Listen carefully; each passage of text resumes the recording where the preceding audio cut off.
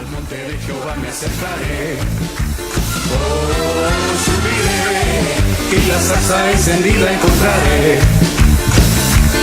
conquistaré. Nuestro segmento En Busca de la Verdad Doctrinal de Iglesia de Cristo, Ministerio Selim Central Los Ángeles, un oasis para tu vida espiritual, con la cobertura ministerial de nuestro pastor y apóstol Jorge Fuentes. Estamos localizados en el 8400 Sur Hoover Street, Los Ángeles, California, 90044. Nuestros teléfonos 323-789-1665. En esta mañana me encuentro muy bien acompañado con el hermano Eustaquio Quistana, más bien conocido como el hermano Tachito. Dios le bendiga, hermano. Amén, gracias, hermano. Damos gracias a Dios de una vez más retomar, ser parte de este panel. Le damos gracias a Dios por permitirnos una vez más estar aquí reuniéndonos con ustedes, hermano, en la comodidad y la intimidad de su hogar. Que Dios les bendiga y gracias por estar atentos a este programa.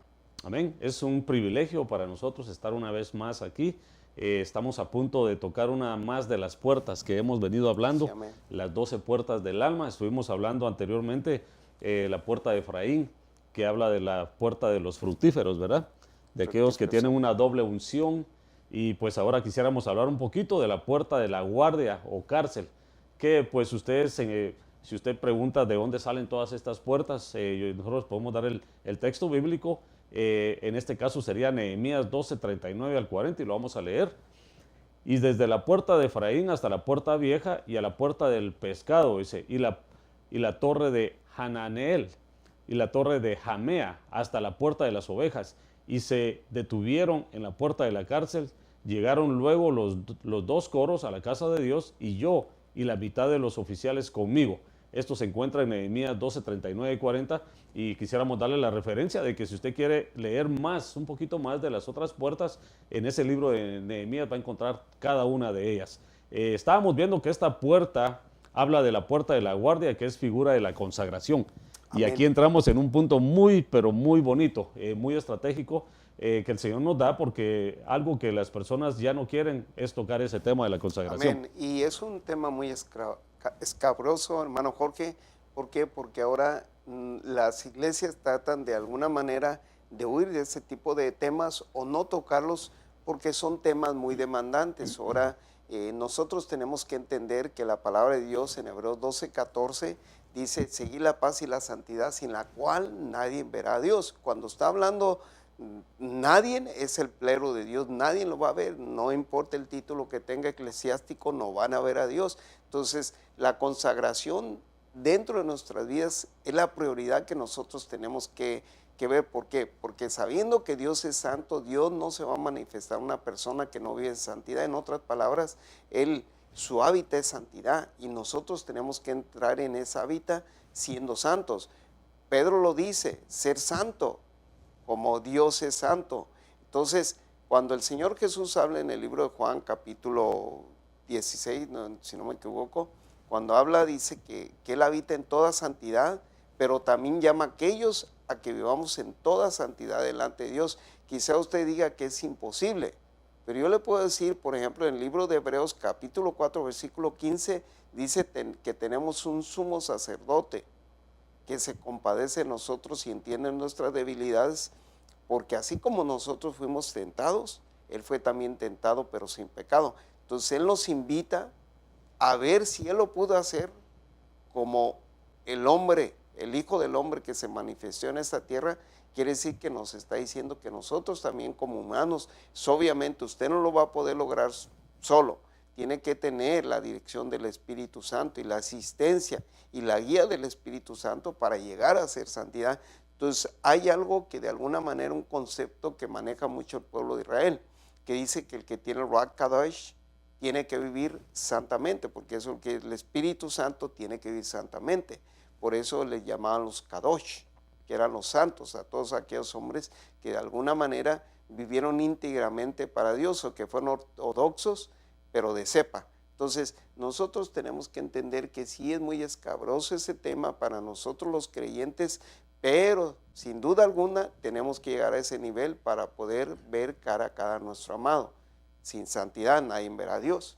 Amén. Y eso nos hemos dado cuenta aquí a nivel Estados Unidos.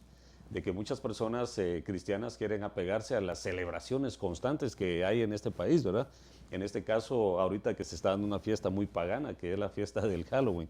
Sí. Entonces, aquí nos hemos dado cuenta que la palabra, a través de este estudio, nos da a conocer de que nos tenemos que consagrar. Dice, consagración es dedicarse, apartarse para Cristo, es decir, aislarse del mundo, porque ya no somos del mundo ni tenemos parte con él, aunque vivimos en él.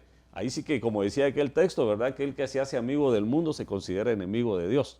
Y qué tremendo eso, ¿verdad, hermano? Porque algo muy importante que tenemos que ver es que, como se llamaba nuestro retiro que pasó de discipuladores a Sí. amigo de Dios. Y eso trae mucha responsabilidad. ¿Por qué? Porque no solo de palabras, sino que también de una manera de vivir, de una manera de consagrarnos. Es como nosotros nos vamos a dar a conocer si en realidad somos amigos de Dios. Porque en este caso nos damos cuenta de que por sus frutos los conoceréis, ¿verdad? Y ahí se ve la persona en realidad, si esa persona se está guardando para el Señor, se está consagrando o está simplemente haciéndose amiga del mundo, ¿verdad, hermano? Sí, y mira, algo que usted mencionaba en Juan 17:15, la oración del Señor, Señor, no te pido que los quites de este mundo, sino que los guardes de él. Entonces, el hecho de nosotros vivir en un mundo que está tan contaminado, tan lleno de tradiciones y de festividades que son adversas a lo que Dios quiere, yo tengo se puede decir un proverbio, que toda la imitación produce ministración, y a veces nosotros como cristianos tratamos de imitar al mundo en sus festividades, en sus cosas que ellos hacen, y la Biblia dice, por ejemplo, podemos ver en el libro de Apocalipsis, cuando dice, salid de en medio de ella, pueblo mío, y no toque lo inmundo. ¿Por qué? Porque si nosotros nos vamos al libro de Daniel, en el capítulo 3, cuando están en el 5, cuando están en aquella famosa fiesta del rey Belsasar, que mandaron traer los vasos que habían extraído de Jerusalén en el exilio del pueblo de Israel, mandaron traer los vasos que están consagrados para las actividades del pueblo de Israel, o sea, las festividades ceremoniales santas, y los empezaron a introducir en el mundo. Vino un decreto de parte de Dios, y fue el decreto cuando Él es quitado su reino y es traspasado. Y usted lo puede leer textualmente en Daniel detalladamente y ve todo lo que pasó en ese reino babilónico, que fue lo que pasó por haber tocado las cosas santas del templo de Dios y los trajeron para esas fiestas mundanas. Entonces nosotros no tenemos que ser partícipe de todo eso, sabiendo también que en la administración que se produce en esas fiestas, nosotros como santos podemos ser contaminados. Segunda de Corintios capítulo 7, versículo 1, ahí puede ver que si no se puede contaminar nuestro espíritu. Amén, y es algo interesante porque es algo que nuestro pastor nos viene predicando desde hace mucho tiempo atrás, la consagración, porque es de la única manera que nosotros podemos identificarnos con el Dios de la gloria, con nuestro Padre, Hijo y Espíritu Santo. Pero vemos que hay muchas situaciones en las que aún ministros del Señor, hermano, vienen y por petición del pueblo empiezan a querer, como quien dice, darles al pueblo lo que ellos piden. Y qué tremendo sería eso. ¿Qué podría usted recomendarle a esos ministros, hermano? Bueno, el caso que le pasó a Aarón, aquel cuando dice que a la exigencia del pueblo, porque Moisés ya se había ausentado por 40 días y 40 noches, pidieron que se levantara un Dios. Volvamos a hacer un Dios, dice, para que nos vuelva a Egipto. Ahora usted sabe que debido a que Aarón, y la palabra casi todo matiza de que a Aarón se le llamaba ministro de Dios, porque era el vocero de Moisés de parte de Dios, era la boca de Moisés. Entonces él, de ahí viene todo el sacerdocio arónico, de alguna manera fue influenciado por la petición del pueblo y construyeron aquel becerro que supuestamente los iba a llevar ahí. ¿Qué fue lo que pasó al edicto? Y lean bien ese detalle, porque dice que Moisés empezó a oír los alaridos, los gritos, los alaridos de aquel pueblo, y le dice Josué, mi señor, esos alaridos, esos gritos son como de un pueblo que va a la guerra. Y le dijo, no, es de un pueblo que se ha extraviado. ¿Por qué? Porque Moisés tenía discernimiento. Acordémonos que él venía de Egipto y sabía cuáles eran las festividades mundanas y el pueblo se había olvidado de muchas fiestas, pero Dios le da el discernimiento. Acuérdense que él estuvo en la presencia de Dios, por eso pudo discernir.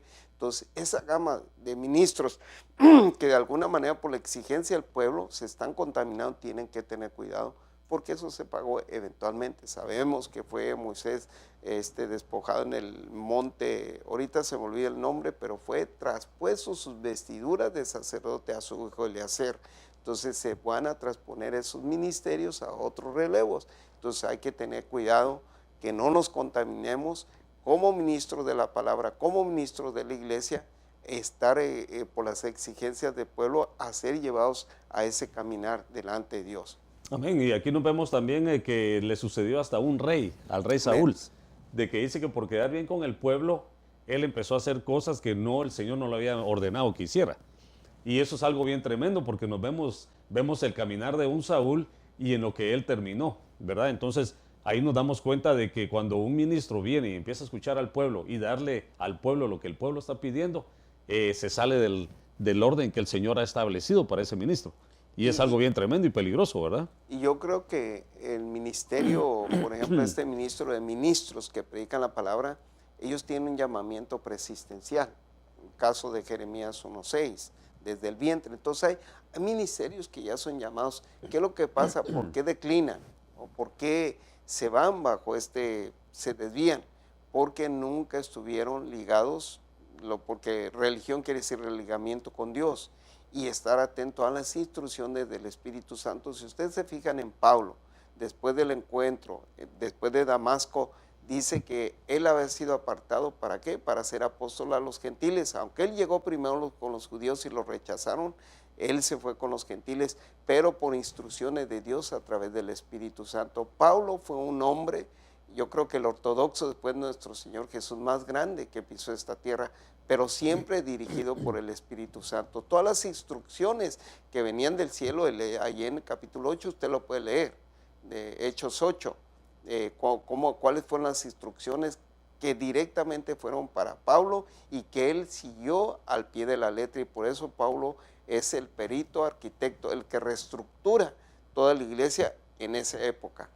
Y qué tremendo lo que usted menciona del apóstol Pablo, porque dijéramos en propias palabras, así como deduciendo nosotros, como sacando una conclusión, diríamos que él era perfecto para que fuera a los fariseos, porque él conocía el idioma que ellos hablaban. Pertenecía al Consejo Y también Pedro, pues a los gentiles, porque él era una persona no letrada, pero nos damos cuenta que el Señor hace las cosas a lo que nosotros estamos viendo que como al revés, ¿verdad? Sí. Pero nos damos cuenta de que mandan a un Pedro que no está letrado a los fariseos para que venga y les enseñe, ¿verdad? Y mandan a un Pablo a los gentiles. Sí. Entonces, ¿cómo podría usted dar a conocer eso, hermano? ¿Qué explicación nos daría que cómo es que el Señor trabaja al contrario de lo que nosotros tenemos como un margen, ¿verdad? Yo pienso que nosotros entramos en una estructura. Acordemos que los diseños de Dios siempre son perfectos. Y no sé si afortunadamente o desafortunadamente llama imperfectos. ¿Por qué?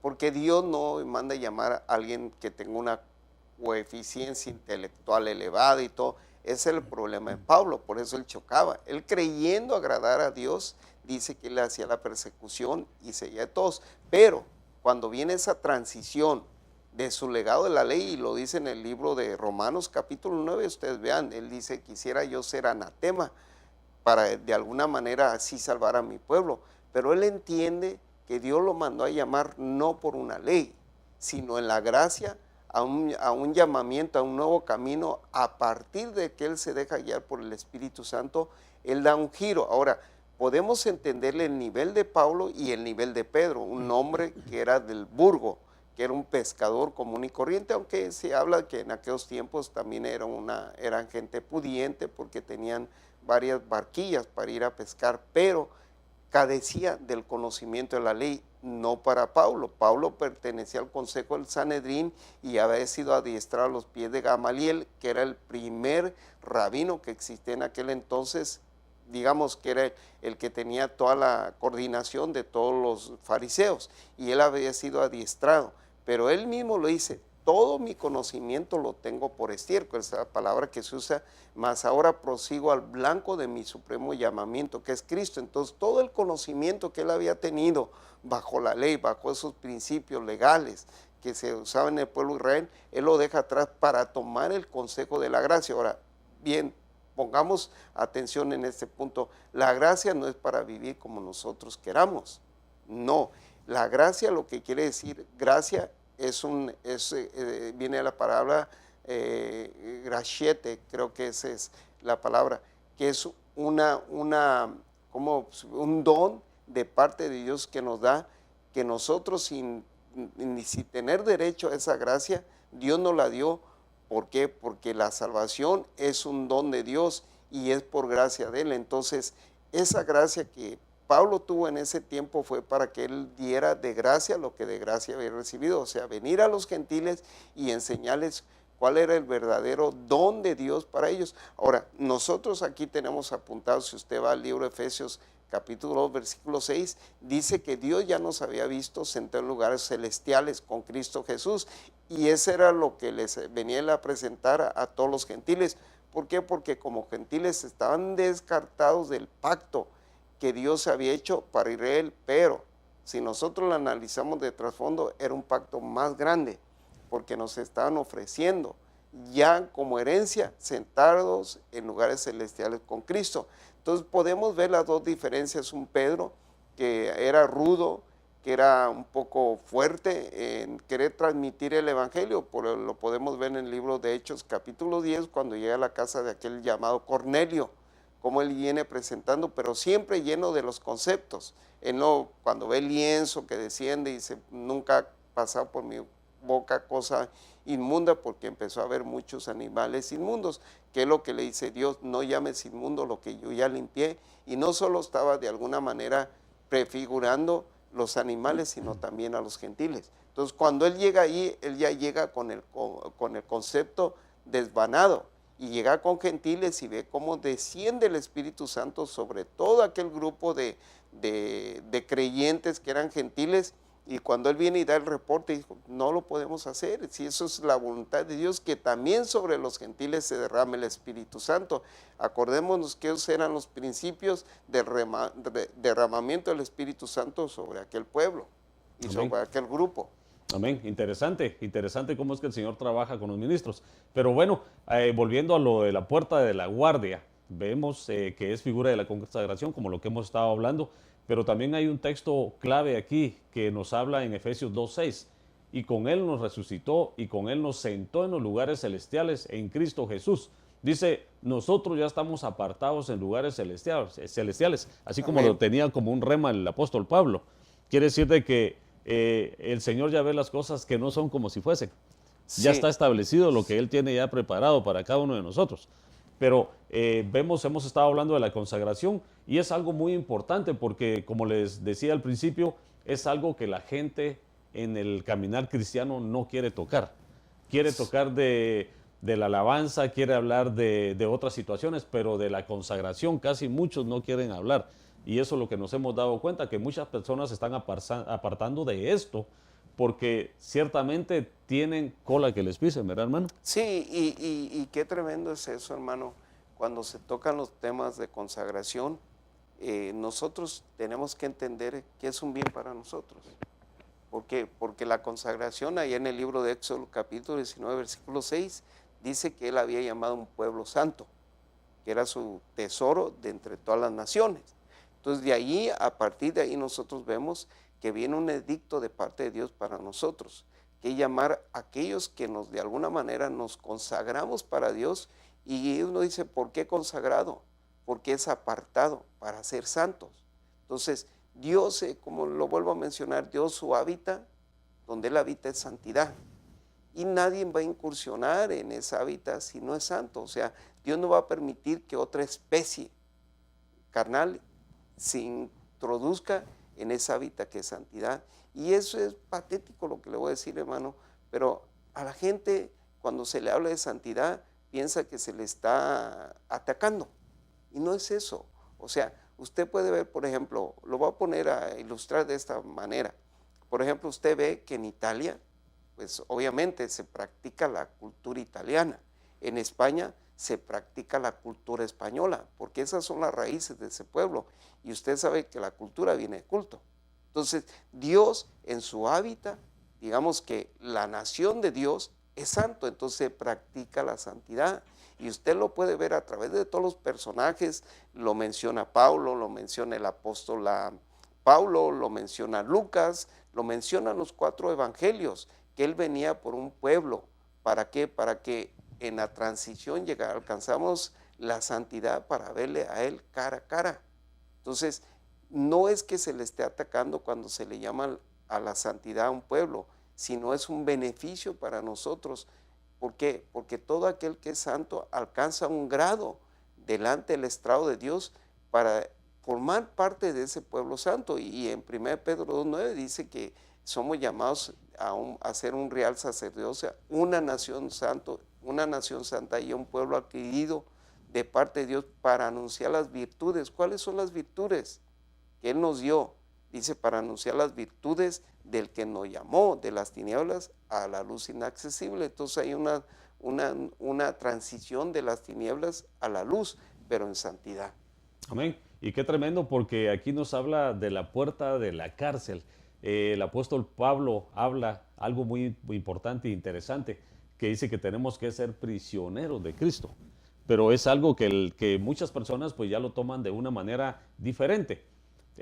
Algunas personas prefieren ser prisioneros del enemigo, y que es algo que muchas personas, y del mundo, sí, y del mundo, ser manipulados por todas esas cosas, corrientes que se mueven, porque algo que yo me doy cuenta es que si esta persona celebra una fiesta pagana, es prisionera del mundo, está en esa corriente del mundo. Pero aquí Pablo nos menciona en Efesios 4:1-7, nos habla en el 1, dice, yo pues prisionero del Señor, les ruego que ustedes anden, dice, de una manera digna de la vocación con que han sido llamados, que vivan con toda humildad y mansedumbre, con paciencia, soportándose unos a otros en amor, esforzándose por perseverar en la unidad del Espíritu, en el vínculo de la paz. Hay un solo cuerpo y un solo Espíritu, así como también ustedes fueron llamados a una misma esperanza de su vocación, un solo Señor, una sola fe, un solo bautismo, un solo Dios y Padre de todos, que está sobre todos, por todos y en todos. Pero a cada uno de nosotros se nos ha concedido la gracia conforme a la medida del don de Cristo. Eso es donde nos damos cuenta de que dice que esta puerta debe mantenerse cerrada, porque si se abre, deja de ser cárcel. Entonces, es algo que nosotros tenemos que darnos cuenta, porque hablábamos de la puerta de Efraín, que era una puerta que se tenía que mantener abierta. Amén. Pero en este caso es una puerta que se mantiene cerrada. Y quisiera que nos diera una pequeña explicación de esto. Fíjate que quiero leer para de alguna manera apoyar ese versículo, lo que dice Colosenses capítulo 4, versículo 3. Textualmente dice, orando a sí mismo en tiempo también para que Dios nos abra la puerta para la palabra, o dice predicar la palabra, a fin de conocer el ministerio de Cristo, por el cual también he sido encarcelado. Ahora, una cosa es ser prisionero de Cristo. No, si usted el argumento que tiene cárcel es cárcel, no. ¿Por qué? Porque siempre la aplicación nosotros la matizamos a ver una cárcel literalmente en el mundo. Ahora, nosotros estamos hablando de una cárcel de Cristo, dícese, por la cual yo soy encarcelado por Cristo. Ahora, no está diciendo que es por el motivo de Cristo, sino en Cristo él era encarcelado. Ahora, una diferencia es ser prisionero del mundo a ser prisionero de Cristo. ¿Por qué? Porque estamos hablando de lo celestial a lo terrenal. Mucha gente, por ejemplo, el caso de Demas, que él habla, dice, Demas me abandonó lo celestial, dice, amando más el mundo, se volvió prisionero del mundo. Y usted puede ver cómo terminó Demas. Entonces, una cosa es ser prisionero de Cristo en lo celestial y otra cosa es ser prisionero del mundo. ¿Por qué? ¿Qué ofrece el mundo? Muerte. ¿Qué ofrece nuestro Señor Jesucristo? Vida. Esa es la diferencia de estar en una y otra cárcel. Alguien que cae aquí en una cárcel por delitos, porque delinquió en esta tierra, está condenado a estar ahí privado de su libertad por años hasta su muerte. Pero el que está en Cristo, como él mismo lo dijo, el que quiera ganar su alma por causa del mundo la perderá, pero el que quiera perder su alma por causa mía la ganará. Está prometiendo dos tipos de promesas. Su alma va a ser libre en Cristo cuando lo que de alguna manera ofrece el mundo es que su alma esté atada a este mundo. ¿Y qué es lo que produce? Aflicción y muerte, enfermedades del alma, porque hay enfermedades del alma y todas esas enfermedades son las enfermedades psicosomáticas. En el Señor no va a tener ese tipo de conflictos, su alma va a ser libre. Y ahí sí que tenemos un beneficio completo cuando estamos siendo prisioneros de Cristo. ¿Por qué? Porque el ser prisioneros de Cristo es voluntariamente. Amén. No es por imposición como cuando sería la cárcel natural, ¿verdad? Sí. Que es cuando una persona comete un asesinato, un crimen o qué sé yo, lo meten a la cárcel en contra de su voluntad. Pero en el caso de Cristo, nosotros voluntariamente tenemos que hacernos prisioneros de Cristo. Amén. Porque ahí nos damos cuenta de que hasta el apóstol Pablo lo menciona, prefiero ser un prisionero de Cristo, ¿verdad? Porque imagínense, era un hombre que estaba dado a la obra del Señor. Era alguien que, pues, por eso se le llamó el perito arquitecto del Evangelio, ¿verdad? Porque fue una persona que se entregó en cuerpo, alma y en espíritu, ¿verdad? Amén. Al Señor. Y eso trae sus beneficios. Pero bueno, lo bonito de todo es de que cuando empezamos a ver la palabra nos damos cuenta de una situación con la otra. ¿Por qué? Porque cuando una persona se hace amiga del mundo, ahí dice la palabra, se considera enemiga del Señor. Y hacerse amigo del mundo yo creo que no trae ningún beneficio. No, y lo pueden leer en 1 Juan 2.15. 1 Juan 2.15. 2.15. Amén, lo vamos a leer. Lo vamos a leer para que nos demos cuenta qué es lo que el Señor nos quiere transmitir en esta mañana. 2.15, ¿verdad? Sí. Dice, y haciendo un látigo de cuerdas echó a todos fuera del templo con las ovejas. Primera de Juan 2.15. Primera de Juan 2.15. Sí, dice que aquí les habla el apóstol Juan al pueblo gentil también, que es un mensaje al pueblo gentil. No amen al mundo ni las cosas que están en el mundo. Si alguien ama al mundo, el amor del Padre no está en él. Amén. Y eso ha sido todo por esta hora, hermanos. Gracias por sintonizarnos. Gracias por estar en nuestro segmento En Busca de la Verdad Doctrinal de Iglesia de Cristo, Ministerio Selim Central Los Ángeles, un oasis para tu vida espiritual, con la cobertura ministerial de nuestro pastor y apóstol, hermano Jorge Fuentes. Te invitamos para nuestro próximo segmento. Se va a poner cada día más interesante. Estamos hablando de la puerta de la guardia y la puerta de la cárcel. Una puerta que siempre se tiene que mantener cerrada, no abierta, porque si se abre, deja de ser una cárcel. Al monte de Jehová me acercaré, oh, subiré, y la zarza encendida encontraré. Conquistaré, la armadura de Saúl me quitaré. Oh, conquistaré, en el nombre de Jehová yo venceré. Escudo bañado en aceite, mis flechas yo voy a